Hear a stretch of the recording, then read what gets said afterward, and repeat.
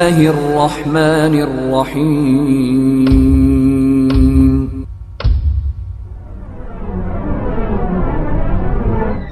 अच्छा, नौवीं चीज ये कि देखिए इस्लाम में बुरा फाल निकालना, बुरा मतलब निकालना, बदशगुनी लेना, बुरा मतलब निकालना हराम है, गलत है।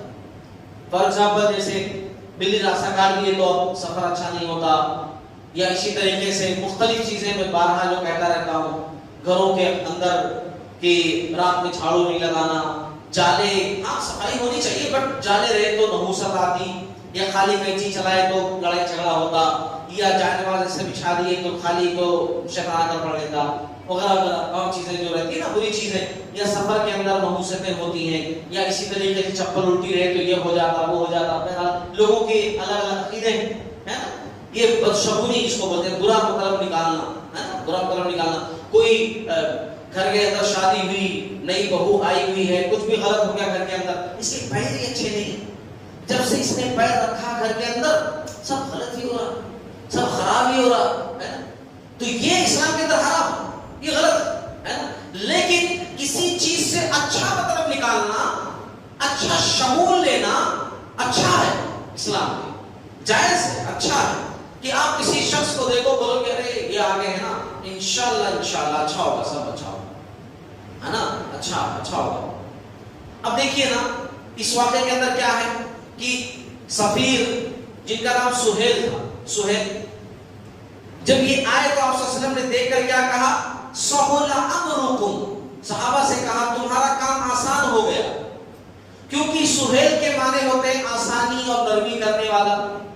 तो उनके नाम से आप सल्लल्लाहु अलैहि वसल्लम ने अच्छा मतलब निकाला कि मतलब इनका नाम सुहेल है तो इंशाअल्लाह अल्लाह की मर्जी होगी तो सब अच्छा ही होगा, अच्छा मतलब निकाला। इसीलिए प्यारे नबी सल्लल्लाहु अलैहि वसल्लम जिस नाम के मीनिंग अच्छे होते थे उनको पसंद करते थे, और जिस नाम के मीनिंग गलत होते थे उनको बदल देते थे।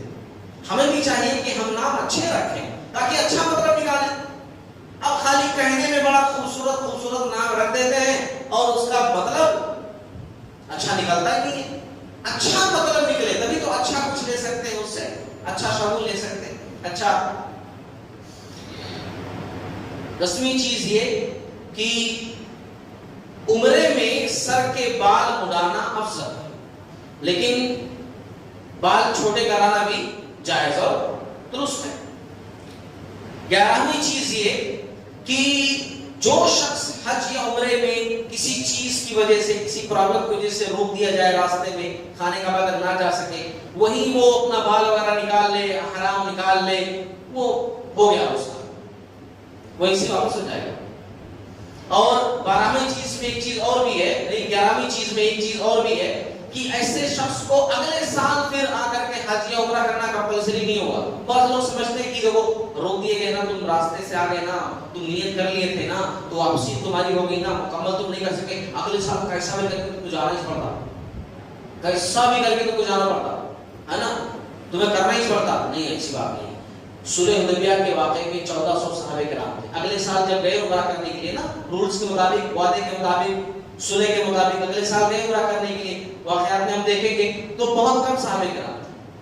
1400 थे इस वक्त सुलह हुदैबिया में, बहुत कम लोग गए थे, उतने लोग नहीं थे। अच्छा,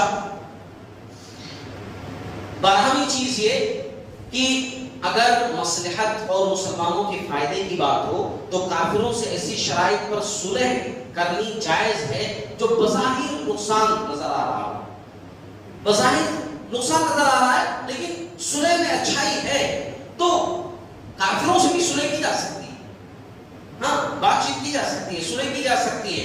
बड़ी बुराई को खत्म करने के लिए छोटी बुराई बर्दाश्त की जा सकती है। इस वाक़े से हमें मालूम होता है अगर मुमकिन है तो उससे सुलह की जा सकती है। अच्छा, इसी तरीके से 13वीं चीज जो है कि जब उस्मान रज़ी अल्लाह तआला वो मक्का गए थे बातचीत करने के लिए और वहां रुक गए, तो मुसलमानों ने गुमान किया कि अब तो वो कर लेंगे तवाफ वगैरह, उनको तो चांस है इसीलिए नहीं आए। अच्छा वो कर रहे होंगे वहां पर, हम लोग तो देख ही नहीं पाए, दीदार नहीं कर सके खाने का वाला, और उन्होंने तो सब कर लिए होंगे, ऐसा गुमान किया। حالانکہ رسول اللہ صلی اللہ علیہ وسلم نے کہا کہ نہیں عثمان ایسے نہیں، میرا عثمان ایسا نہیں، عثمان نہیں کیا ہوں گے ایسا، مجھے امید ہے۔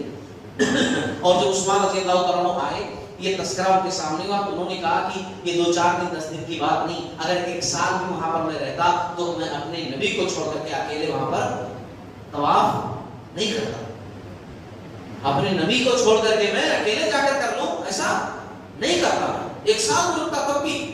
تو اس سے معلوم ہوا کہ گمان اچھا ہونا چاہیے، سوچ جو ہے اچھی ہونی چاہیے، ہمیشہ اپنے بھائی کے بارے میں اچھا سوچنا چاہیے۔ صحابہ کرام نے جو غلط سوچ لیا تھا ان کو ندامت ہوئی، انہوں نے کہا کہ دیکھو رسول اللہ صلی اللہ علیہ وسلم کتنا اچھا سوچ رکھتے ہیں، ہم ہی لوگ جو ہے ایسا سوچ لے الٹا۔ حالانکہ آپ صلی اللہ علیہ وسلم نے ایسی سچویشن میں بھی کہا کہ نہیں میرے عثمان ایسا نہیں کر سکتے۔ تو گمان اچھا ہونا چاہیے، ہم لوگ نا ہمیشہ الٹا ہی سوچتے ہیں، ہے نا، اچھا سوچنا چاہیے، ہمیشہ اچھا سوچنا چاہیے۔ اچھا 14ویں چیز، مسلمانوں کو دشمن کی طرف سے اڑائے گئے افواہوں پر ایک دم سے بھروسہ نہیں کر لینا چاہیے، بلکہ اس کی تحقیق کر لینی چاہیے، ورنہ نقصان ہوتا ہے، پریشانی ہوتی ہے، جیسا کہ اس واقعے میں دیکھنے کو ملا کہ جب عثمان رضی اللہ تعالیٰ عنہ کی شہادت کی افواہ اڑائی گئی تھی۔ 15ویں چیز یہ، ابو بکر رضی اللہ تعالیٰ عنہ کی عصمت معلوم ہوتی ہے کہ جہاں صلح کے فیصلے سے اور صلح کے جو شرائط تھے ان کو لے کر بہت سارے بڑے بڑے صحابہ جو ہے پریشان تھے، عمر رضی اللہ تعالیٰ عنہ پریشان تھے، ہم کیسے مان سکتے ہیں، ایسا کیسا نبی نے تسلیم کر لیا، وہاں ابو بکر صدیق رضی اللہ تعالیٰ عنہ کہہ رہے تھے کہ نہیں اللہ اس کے رسول جو کریں گے اچھا ہی کریں گے۔ ایسی سچویشن میں بھی دیکھیے آپ ان کا ایمان دیکھیے، ان کا ایمان دیکھیے، اس لیے ان کی عصمت کا احساس ہوتا ہے۔ اسی طریقے سے 16ویں چیز کہ اللہ اور اس کے رسول کے حکم کو ماننا ضروری ہے، گرچہ وہ سمجھ میں نہ آئے، گرچہ سمجھ میں نہ آئے، بظاہر آپ کو سمجھ نہیں آ رہا، اللہ اس کے رسول کا حکم ہے ایک کام پر، آپ کی عقل اس چیز کو تسلیم نہیں کر رہی، تب بھی آپ کو سمینا واطا کرنا چاہیے۔ یہی اسلامی قانون ہے اور یہی اسلام کو فالو کرنا، یہی مسلمان کا شیوا، سمینا واطا۔ آپ کو سمجھ میں نہیں آ رہا پھر بھی عقل کی کسوٹی پر ہر معاملے کو رکھنا، پھر عقل جب تسلیم کر لے پھر ہی اس کو مارنا، یہ ایک مسلمان کا طریقہ کار نہیں ہوتا ہے۔ عمر رضی اللہ تعالی عنہ صلح حدیبیہ والے واقعے کو یاد کر کے لوگوں کے سامنے کہا کرتے تھے اے لوگوں، دینی معاملات میں اپنی رائے کو ناقص سمجھو، دینی معاملات میں اپنی رائے کو میں ایسا سوچتا ہوں، میرا دماغ ایسا کہتا ہے، یہ سب کو ناقص سمجھو۔ ابو جندل والے دن میں اپنی رائے اور اجتہاد کے ذریعے اللہ کے رسول صلی اللہ علیہ وسلم کے حکم کو ماننے میں آگے پیچھے ہو رہا تھا، حالانکہ وہ بہتر تھا، لیکن پھر میں سوچ کر کے اپنا اجتہاد کر کے اپنا دماغ لگا کر کے میں آگے پیچھے ہو رہا۔ اسی لیے دماغ نہیں تسلیم کرے تبھی میں ایک بات کہتا ہوں، علی رضی اللہ تعالیٰ عنہ لوگوں کو سمجھاتے تھے، اس ٹاپک پر علی رضی اللہ تعالیٰ عنہ سمجھاتے تھے، بڑی مشہور بات، وہ لوگوں سے کہا کرتے تھے کہ دیکھو عقل تسلیم کرے تبھی مانو گے ایسا نہیں، اور دین کا مطلب عقل تسلیم کرے نہیں۔ دیکھو اگر عقل کو دیکھو گے تو ایک مسئلے میں پھنس جاؤ گے، کون سا مسئلہ؟ موضوع پر مسح کے بارے میں، شاکس پر مسح کے بارے میں۔ شاکس پر مسح کہاں کریں گے؟ اوپر کریں گے، گندگی کہاں لگی رہتی؟ نیچے۔ عقل کیا کہتی ہے؟ اگر مسح کرو تو صاف صفائی کرو تو کہاں کرو؟ نیچے کرو، اور جب ٹھیک کرتے کہاں ہیں؟ اوپر کرتے، ہے نا؟ تو عقل اگر دیکھو گے تو عقل کہتی ہے نیچے کرو، جبکہ شریعت کیا کہتی ہے؟ اوپر کرو۔ تو اسی لیے میرے سمجھ میں آئے گا تبھی میں کروں گا نہیں، اللہ اس کے رسول کا حکم سامنے رکھنا چاہیے۔ اچھا 17ویں چیز جو بہت اہم ہے، اس واقعے سے معلوم ہوئی کہ انسان کو جب اپنی غلطی کا احساس ہو تو اسے تائب ہو جانا چاہیے، بہترین بندی کی نشانی۔ اسے احساس ہونا کہ میں نے غلطی، عمر رضی اللہ تعالیٰ عنہ کو غلطی کا احساس ہوا جب نا کہ میں نے اس اللہ اس کے رسول کے حکم کے ماننے میں آگے پیچھے جو کی، تھوڑا الگ ٹائپ کی گفتگو کی، وہ غلط کیا میں نے، تو وہ خود کہتے ہیں کہ میں نے توبہ کیا، میں نے صدقات دیے، میں نے روزے رکھے، میں نے یہ فلاں کام کیا، یہاں تک کہ میرا دل مطمئن ہو گیا کہ میں جو ہے کامیاب ہو جاؤں گا، میں نے جو غلطی کی تھی اس کا جو ہے میں نے بھرپائی کر دی۔ ایک بہترین شخص کی نشانی۔ اچھا 18ویں بات جو اس واقعے سے معلوم ہوئی، مسلمان وہ ہے جو عہد کو اور وعدوں کو نبھائے۔ ہاں مسلمان اسی کو کہتے ہیں، جو وعدہ خلافی کرے وہ تو منافق ہے، وہ مسلمان نہیں ہے۔ مسلمان وہ ہے جو اپنے وعدوں کو نبھائے، جیسا کہ ابو جندل کے معاملے میں آپ صلی اللہ علیہ وسلم نے کیا، ابو جندل کو واپس کیا، حالانکہ دل نہیں چاہ رہا تھا کسی کا، مگر پھر بھی واپس کیا، وعدوں کو نبھایا آپ صلی اللہ علیہ وسلم نے۔ 19ویں بات جو اس واقعے سے معلوم ہوتی ہے، سورہ حدیبیہ میں مسلمان جو ہے جب آپ صلی اللہ علیہ وسلم نے کہا کہ چلو سر مڑوا لو، قربانیاں کر دو، تو کوئی مانے نہیں، حکم سنے، اتنے غم میں تھے کہ سنے ہم سنے کر دیے، مگر جب آپ صلی اللہ علیہ وسلم نے خود جا کر کیا، پریکٹیکل میں وہ کام کیا، تو تمام لوگ دوڑ پڑے کرنے کے لیے۔ اسے کیا معلوم ہوا؟ اسے معلوم ہوا کہ امیر کو، لیڈر کو، ہے نا، کمانڈر کو، گھر کے سربراہ کو، والدین کو، ہے نا، گھر کے مکھیا کو، بچوں کے ذمہ دار کو، اپنا کردار ان کے سامنے، اپنے لوگوں کے سامنے مثالی بنانا چاہیے۔ مثالی کا مطلب پریکٹیکل بنائیے۔ آپ کہو اس میں کر کے جاؤ نماز پڑھو، جاؤ نماز پڑھنے نہیں گئے ابھی تک، جاؤ نماز پڑھ کر کے آؤ، اس سے کچھ نہیں فرق پڑے گا۔ آپ جاؤ نا، آپ جاؤ اور جاتے بولو چلو نماز پڑھنی، پریکٹیکل آپ بتاؤ۔ آپ بیٹھ کر قرآن پڑھو پہلے، ہے نا، قرآن پڑھو بیٹھ کر کے، آپ اس کے بعد بولو قرآن پڑھو پریکٹیکل میں۔ آپ خالی بیٹھے ہو پڑھ، آپ نہیں پڑھ رہے، خالی کہہ رہے ہو قرآن پڑھو جی، قرآن تم نہیں پڑھ رہے، تو وہ اثر نہیں ہوگا۔ پریکٹیکل آپ کیجیے۔ آپ جو ہے فون کا استعمال غلط طریقے سے کر رہے ہو، ان کو بول رہے ہو فون چھینا نہیں، تو یہ نہیں چلے گا، ہے نا۔ پریکٹیکل میں آپ اچھا کام کرو گے، وہ دیکھ کر کریں گے۔ وہ کہتے ہیں نا کہ بچے دیکھ کر زیادہ سیکھتے ہیں، ہے نا، سن کر نہیں، زیادہ دیکھ کر کے۔ جو بچپنا ہوتا ہے نا، وہ دیکھ کر کے زیادہ کہ آپ ایسے کر رہے ہیں، ایسے وہ ہم کو بھی ایسا کرنا چاہیے۔ تو یہاں معلوم ہوا کہ جب پریکٹیکل میں آپ صلی اللہ علیہ وسلم نے کیا تو صحابہ کرام بھاگ پڑے، دوڑ پڑے کرنے کے لیے۔ اب وہی بات آپ صلی اللہ علیہ وسلم نے جب کہی تھی نا، تو سن کر کے آپ ضروری کر لیے۔ اچھا، 20ویں بات، آخری بات، نماز خوف کی ابتدا اسی سفر سے ہوئی۔ نماز خوف کی ابتدا اسی سفر سے ہوئی۔ نماز خوف کا مطلب خوف والی نماز، یعنی ڈینجر سچویشن میں پڑھی جانے والی نماز۔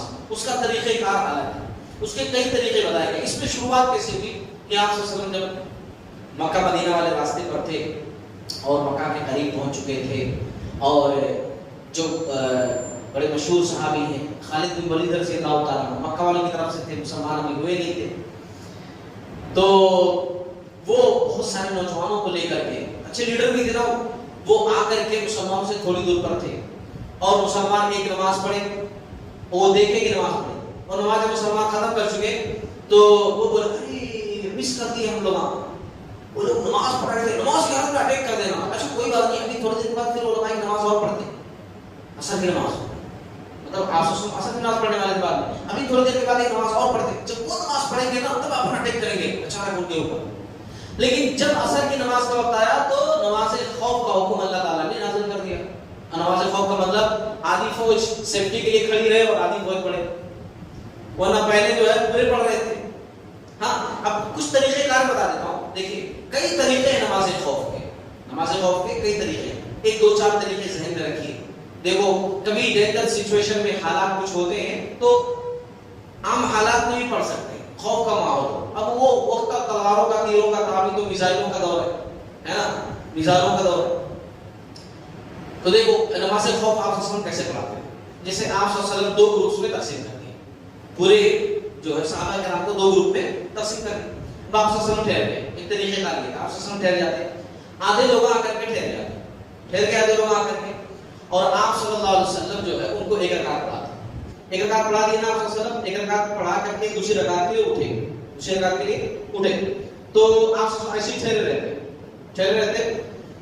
یہ لوگ اپنی ایک رکعت اور خود سے مکمل کر لیتے، پیچھے کے لوگ، بات سمجھ آ رہی ہے نا، پیچھے کے لوگ ایک رکعت اور مکمل کر لیتے، وہ لوگ سلام پھیر کر کے چلے جاتے۔ وہ جو ٹھہرے ہوئے تھے ہے نا دشمن کے سامنے، وہ لوگ آ جاتے ہیں، ان کو پھر آپ صلی اللہ علیہ وسلم ایک رکعت پڑھاتے ہیں۔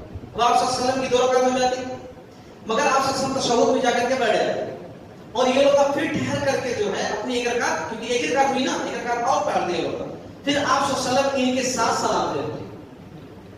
ایک طریقہ کار یہ ہوتا تھا۔ ایک طریقہ کار نہیں ہوتا تھا کہ آپ صلی اللہ علیہ وسلم کے ساتھ جو ہے آدھی ٹیم آ کر کے ٹھہرتی تھی، صحابہ کرام آ کر کے ٹھہرے، اور اس کے بعد جو ہے آپ صلی اللہ علیہ وسلم جو ہے دو رکعت ان کو پڑھائے، دو رکعت ان کو پڑھائے، یہ لوگ جو ہے دو رکعت پڑھ کر کے، دو رکعت ان کو پڑھائے، پھر یہ لوگ سلام کر کے چلے گئے، آپ صلی اللہ علیہ وسلم سلام نہیں کرے، آپ صلی اللہ علیہ وسلم نہیں پھیرے، 2 رکعت پڑھے نبی کے ساتھ اور سلام پھیر کر چلے. وہ لوگ آئے، پھر وہ لوگ بھی نبی کے ساتھ 2 رکعت پڑھے، سلام پھیر کر کے گئے. نبی کی 4 رکعت اور ان کی 2 رکعت. ایسے مغرب میں بھی نبی کی 6 رکعت بھی ہو جاتی. نبی کی 6 رکعت، 3 مغرب میں کمی نہیں ہے نا، 3 پڑھاتے تو 3 پڑھاتے آپ صلی اللہ علیہ وسلم. ایک 3 کو یعنی آدھے کو یہ آدھے چلی جاتی اور پھر آتے آدھے تو وہ 3 پڑھتے تو نبی کی 6 ہو جاتی اور ان کی 3 ہوتی.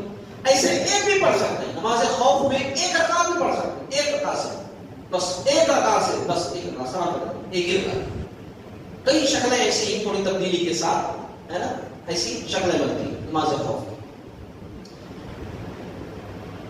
اللہ تعالیٰ سے دعا کرتا ہوں کہ اللہ تعالیٰ تمام لوگوں کو جتنی باتیں معلوم ہوئی ہیں یاد رکھنے والا بنائے اور زندگی میں لاگو کرنے والا بنائے، سیرت کے واقعات کو سمجھنے والا اور دوسروں کو سمجھانے والا.